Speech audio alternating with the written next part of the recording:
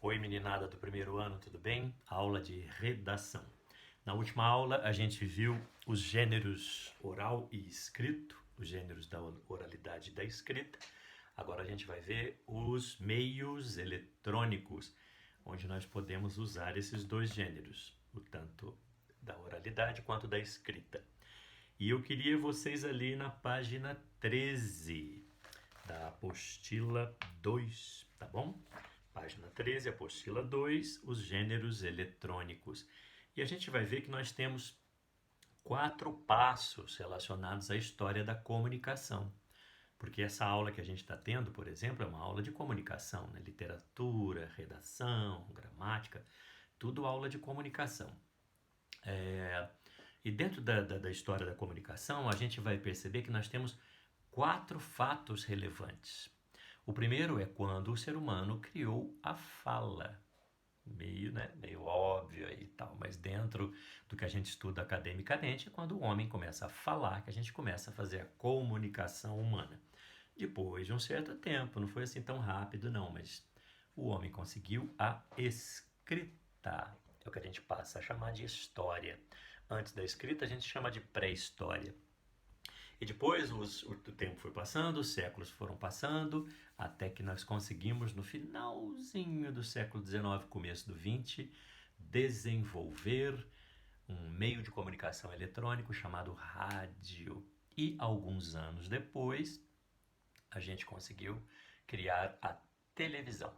Então a gente diz que a primeira fase é da fala, a segunda fase é da escrita, a terceira fala é desses gêneros eletrônicos, o rádio e a televisão.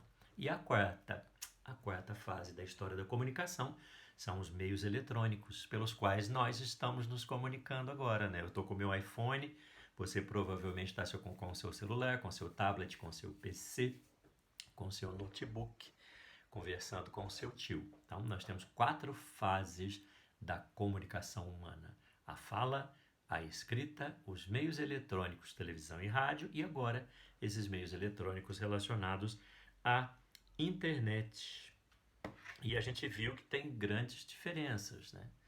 E como é que funcionaria então, que está lá na página 13 para a gente ver, a ideia de rádio e televisão? O rádio é um meio eletrônico extraordinário, ele tem muitas qualidades.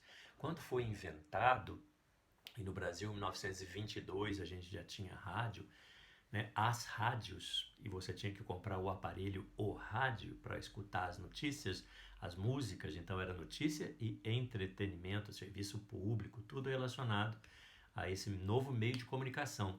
Todas as casas começaram a ter rádios para receber as notícias políticas, econômicas, de saúde, tudo era através do rádio. E o rádio, ele tem hoje uma importância ainda fundamental, grande. O Brasil é um país imenso e nem todos os lugares ainda têm a capacidade de receber uma boa imagem de televisão. Acho difícil, né? A TV está muito boa, mas há lugares em que ainda não tem uma imagem tão boa assim. E a televisão é cara, é muito mais cara. E o rádio é rápido, ele é ligeiro, porque ele não precisa da escrita, ele precisa da fala. Então, tudo que necessita muito mais da oralidade é mais rápido. Então, se você for fazer televisão, você precisa preparar tanto a fala quanto a imagem. E a imagem tem que gravar, tem que ser perfeita, tem que ser editada, tem um monte de questões. A televisão passa a ser um pouco mais demorada, o rádio não. O rádio ele é imediato e ele atinge todos os lugares do Brasil. Claro que o senhor está falando de Brasil, mas no mundo todo o rádio tem essa grande importância de ser um meio de comunicação barato e rápido. A notícia chega rapidamente e o entretenimento chega rapidamente. O que a gente chama de entretenimento é música e mesmo novelas de rádio, né? E todas as possibilidades que o rádio tem de transmitir um teatro falado, essas coisinhas todas. Agora, e a televisão? A televisão, ela é um meio que hoje nós dependemos praticamente o tempo todo dela. A gente quer saber na televisão sobre as notícias e a gente quer provas. que provas melhores a gente poderia ter do que ver a notícia, né? Então a televisão ela tem uma importância imensa. A gente hoje, agora principalmente na pandemia, que a gente está nessa quarentena, a gente vê a importância da comunicação via televisão. A gente tem as imagens e a gente tem o som. E tem também a escrita, porque a televisão, na chamada dos seus programas, usa muito a escrita. Então a televisão ela usa não só a oralidade, como a escrita também, mas as imagens. Agora, as emissoras de televisão, evidentemente que as rádios também, mas as emissoras de televisão elas dão notícias. E as notícias elas são rápidas, tem 1 minuto e meio cada notícia. Normalmente é isso, 1 minuto e meio para cada notícia. E não dá para noticiar tudo, né? Tem muita notícia, tem muita coisa para se ler, para se ouvir, para se assistir. Então eles colocam esse tempo. Normalmente uma notícia na televisão tem 1 minuto e meio. Agora, o que eles escolhem para noticiar? Depende. Depende da emissora. Então há grandes críticas, por exemplo, que determinada emissora é mais da direita, então noticia sempre assuntos contrários ao pensamento esquerdista. Que há outras emissoras que são mais da esquerda e que noticiam mais as notícias que são contrárias à direita, ao pensamento chamado de direita. Tão cafona, né, falar essa coisa direita e esquerda. Eu acho que a notícia deveria ser isenta. A notícia tinha que ser isenta. A notícia chega, aqui está a notícia, a análise quem faz é o espectador. Mas hoje em dia não. Hoje em dia não tem como uma emissora de televisão trazer uma notícia sem comentários. Então a gente tem cada vez mais acesso às TVs pagas que tem muita notícia comentada, né? Especialistas em determinados assuntos e que comentam esses assuntos que a gente gostaria de comentar na mesa de bar. E a gente leva, né, muitas vezes para uma sala de aula, para a mesa do bar, os comentários que a gente ouviu dos especialistas na televisão. Então tem uma importância grande, interessantíssima e imensa na televisão. Agora, eles podem escolher o jeito que vão noticiar? Podem escolher o jeito que vão noticiar. Vamos pegar exemplo? Hoje em dia diz que tem uma rivalidade aí meio SBT Globo, que são as grandes redes do Brasil, as duas maiores redes do Brasil, que são chamadas de canais abertos, né? Que todo mundo tem acesso, não precisa pagar para assistir, como é o caso da TV paga.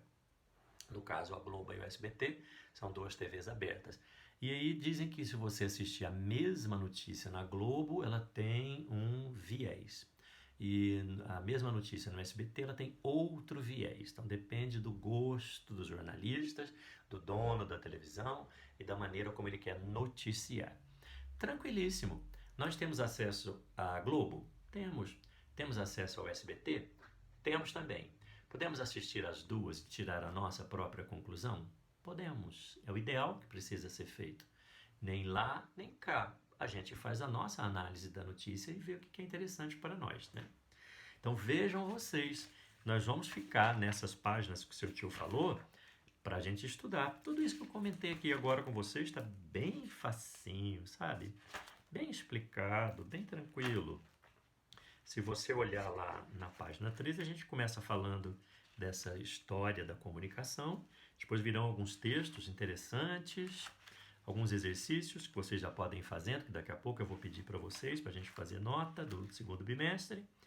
Depois, lá na página 16, a gente também tem mais exercícios relacionados a essa ideia da comunicação eletrônica. Na página 19, especificamente, o gênero da televisão. Tá? Onde é que está o do rádio aqui? Está na 13 mesmo. Lá na 13 nós falamos da história da comunicação e especificamos o rádio. E na página 19 nós especificamos a televisão. Tem uns comentários aí interessantes, né? Porque tem às vezes alguns vazamentos da televisão. No caso, eles colocam um exercício para vocês fazerem, no caso, exercício 3 e 4, que bota um apresentador de TV que à época não percebeu que estava aberto o microfone dele, ele achou que tinha saído do ar no momento que ele estava noticiando o jornal, e ele acabou falando uma bobagem, porque tinha passado alguns garis, uns lixeiros, me parece que em São Paulo ou Rio de Janeiro, na época do Natal, e esses garis, esses lixeiros, desejaram Feliz Natal para as pessoas. E ele fez o seguinte comentário que vazou na televisão. Que M M é um palavrão, tá? Que M. Dois lixeiros desejando felicidades do alto das suas vassouras. O mais baixo na escala do trabalho. Perceberam que na televisão corremos o risco enorme de alguns vazamentos, de você fazer uma visão muito desagradável do que pode ser noticiado? Isso acontece? Acontece. Mas onde que mais acontece? Nos meios eletrônicos atuais, nesse que nós estamos. Na internet, nas redes sociais, que a gente está falando cada vez mais em fake news. Mas isso é para a próxima aula. Nessa eu gostaria que vocês guardassem essa ideia da história da comunicação. A fala, a escrita, os meios eletrônicos, televisão e rádio, e daqui a pouco os meios eletrônicos, internet e aplicativos. Um grande beijo.